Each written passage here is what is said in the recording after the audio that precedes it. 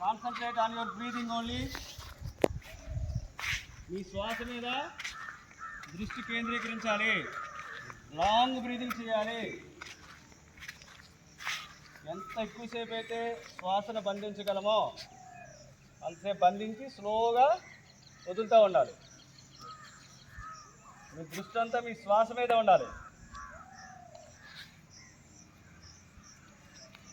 నడుము నిటారుగా పెట్టండి.